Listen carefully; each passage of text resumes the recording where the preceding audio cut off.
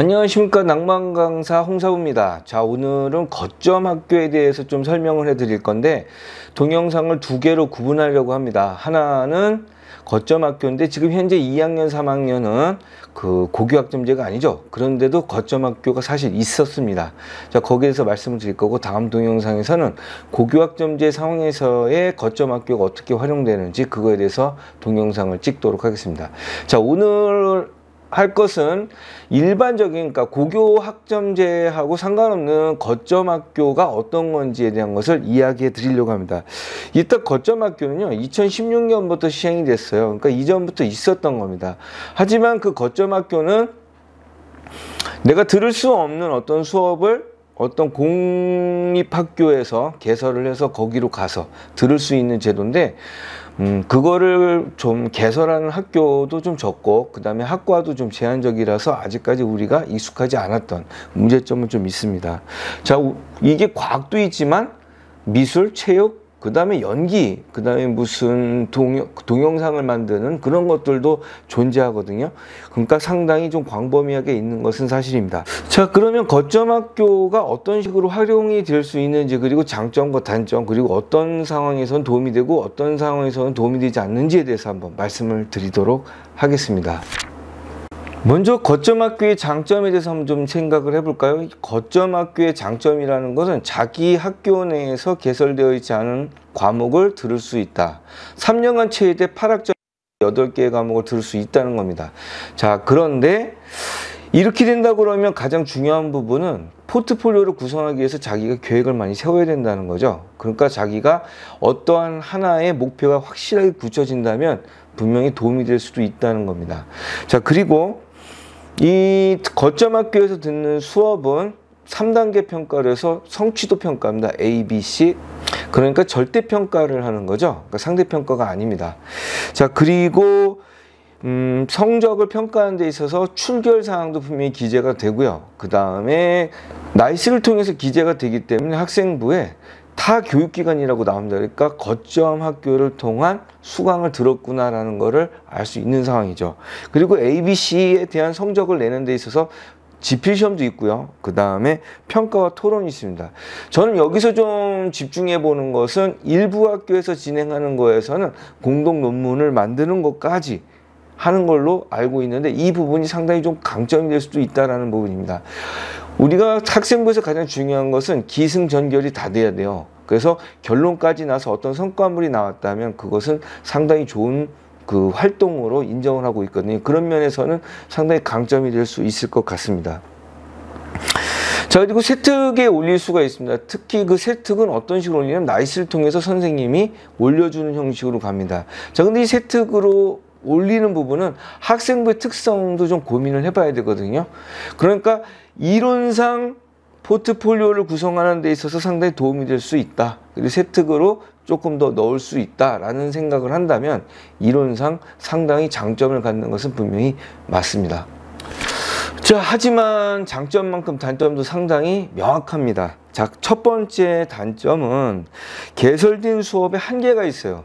그러니까 수업을 내가 마음대로 여는 게 아니고 열려져 있는 수업을 들어가야 된다는 겁니다. 이론상 내가 요청을 해서 수업을 개설할 수도 있습니다. 심지어는 대학까지 개설을 요청할 수 있는 상황이에요. 하지만 수요가 있어야 됩니다. 그러니까 여러 수요가 되지 않는 한 안 된다는 거죠. 그리고 수강을 한다고 해서 다 수강이 되는 거 아닐 수도 있습니다. 자, 수강 신청을 했을 때 선별적으로 수강 신청을 받는 경우도 있기 때문에 내가 신청을 한다고 해서 다 수강 신청이 이루어진다는 것도 아니라는 점이죠. 자, 그리고 학교가 있는데 그 학교가 상당히 거리가 있겠죠. 그리고 서울 같은 경우에는 좀 혼잡한 경우도 있기 때문에 이동상의 거리. 자, 그리고 준비하는 데 걸리는 시간, 그리고 시험을 준비하고 그 다음에 토론에 대한 시간들, 준비하는 과정들, 이것들이 상당히 시간 소요가 많을 수밖에 없다는 겁니다. 자, 그리고 지금 현재 상황으로는 공립학교 그리고 국립학교 정도에서만 개설이 돼요. 이게 공무원들에 대한 어떤 동원되는 그런 부분 때문에 그렇게 되는 것 같은데, 아직까지는 그래서 지정된 학교에 한계점도 분명히 존재합니다. 그러니까 강남, 목동의 그 갑방고라고 보이는 그런 학교들 중에 그 사립학교들 있잖아요. 이런 경우에는 그게 지정이 되지 않는다는 것도 문제가 될 수 있다는 점이죠. 자, 그 다음에 온라인 수업도 있습니다만 대부분 이제 오프라인으로 했을 때 그 교육에 대한 퀄리티가 있고, 그리고 온라인상으로 있을 한계를 분명히 그 입학사정관들도 알기 때문에 오프라인에 대한 어떤 장점을 분명히 강조하겠죠. 자, 근데 이게 주말, 토요일을 이용해야 됩니다. 그러니까 토요일을 이용해야 되는데 지금 자기가 성적이 낮은 과목들인데 그거를 보충하는 것은 대부분 주말에 많이 이루어지잖아요. 그러니까 그런 쪽의 활동에 분명히 마이너스가 될 수 있다는 점이 문제가 될 겁니다. 자, 그러니까 시간상으로 자기가 실력을 올릴 수 있는 부분이 분명히 존재를 해야 되는데 이거를 포트폴리오로 채울 건지 실력으로 채울 건지에 대한 부분은 분명히 선택을 해야 된다는 거죠. 그렇기 때문에 이런 부분의 단점은 분명히 존재하게 됩니다. 자, 그리고 시험 일정 역시 마찬가지로 자기 학교하고 맞물리는 양상을 갖고 있기 때문에 수행평가라든지 이것이 맞물리게 되면 상당히 문제점이 많이 발생될 가능성도 있다는 거죠. 그리고 이것도 역시 성적으로 평가가 되기 때문에 이 성적이 나오지 않는다면, 자, 개설한 지 2주 정도 됐을 때까지는 취소가 가능하지만 그렇지 않다면 취소가 불가능합니다. 그럼 성적이 나쁘게 나온다면 오히려 독이 될 수 있는 조건을 갖고 있기도 합니다. 자, 그리고 세특에는 좀 기재가 됩니다. 그런데 이 세특이 기재가 됐을 때, 자, 생각을 해봅시다. 세특이 기재가 됐을 때 많은 지면을 할애할 수 있느냐? 그렇진 않아요. 대부분 한 줄 내지 두 줄에 대한 기재가 되게 되는데, 자, 이것을 알아볼 수 있겠느냐? 이걸 알아보기가 좀 힘들다는 얘기죠. 자, 이것은 아마도 자기소개서가 없어진 거로 더 뼈아픈 상황이 되지 않았나라는 생각을 합니다. 포트폴리오를 구성을 해서 이걸 직접 찾아 들어갈 수 있게끔 해줄 수 있는 장치가 바로 자기소개서잖아요. 근데 이 자기소개서를 이제 지금 폐지한 학교들이 꽤 많기 때문에 이런 부분은 상당히 마이너스가 될 요지가 굉장히 크다고 볼 수 있게 됩니다. 자, 그렇다면 우리가 거점 학교를 활용할 수 있는 건 분명해집니다. 선택을 해야 되겠죠. 내가 실력을 올릴 수 있는 기회를 잡을 건지 아니면 포트폴리오에 집중할 건지. 자, 그렇다면 어떤 학생한테 도움이 될까라는 걸 생각을 해본다면, 지금 상위권 학교를 가기 위해서 이렇게 노력을 해야 된다면 대략 1.0에서 1.2 안쪽으로 들어가는 학생일 가능성이 높아요. 이럴 경우에는 자기가 성적을 독보적으로 유지할 수 있는 친구들이 존재하거든요. 이런 경우에는 자기가 포트폴리오를 운영할 수 있는 여유가 있습니다. 이렇게 된다고 그러면 포트폴리오를 만드는 데 있어서 그걸 보완하는 작업을 할 수가 있다. 그리고 저쪽 선생님들도 뭐 그런 부분을 알고 있기 때문에 분명히 도움을 줄 수 있는 부분은 있다고 생각을 합니다. 자, 그러니까 내가 1.0에서 1.2 사이가 들어가되 좀 여유가 있다. 이랬을 경우에는 이 거점 학교를 사용할 확률이 좀 있다라고 봅니다. 자, 두 번째, 2.5에서 2.9 사이가 상당히 애매한 점수예요. 3점대가 넘어가면 사실상 서울권은 좀 힘들다고 봐야 되는 상황이기 때문에 2.5하고 2.9 사이가 어떻게 될지 아무도 가늠할 수 없는 혼탁한 그러한 점수대인데, 이 상황에서 전제가 있습니다.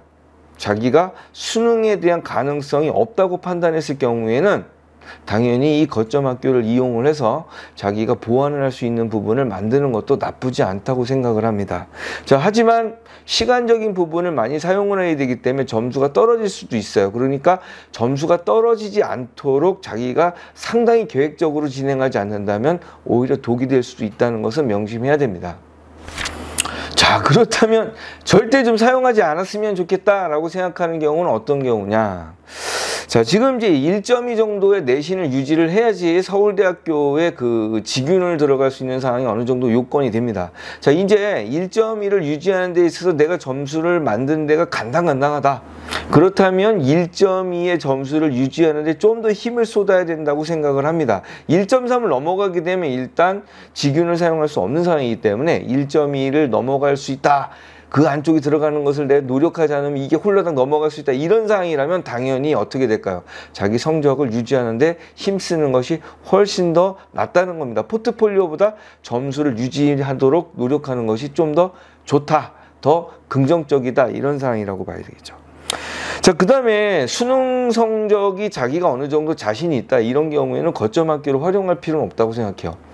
자, 자기가 수능 점수가 된다는 것은 논술 점수로도 어느 정도 가능성을 갖고 있는 상황이기 때문에 자기가 조금 심화학습을 하면서 수능의 점수를 좀 유지할 수 있게끔 만든다면 수시상에서 꼭 성적이 아닌 자기가 논술이나 아니면 학종으로서 어떤 점수를 활용할 수 있는 분야의 길도 생길 수 있다고 생각을 합니다. 그러니까 수능상의 점수를 올릴 수 있다면 당연히 수능에 치중해 주는 게 더 낫겠죠.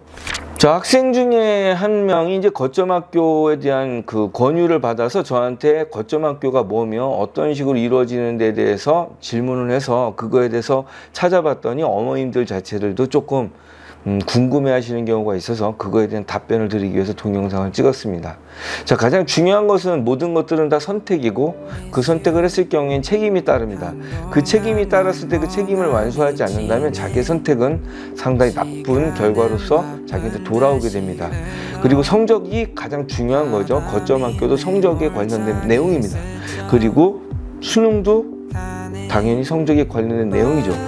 자기가 선택을 했다면 그 선택한 거에 대한 책임을 져야 된다는 거 반드시 기억해야 됩니다. 자, 지금까지 낭만 강사 홍사부였습니다. 유난히 널 닮은 별 아래 세상이 환하게 보여.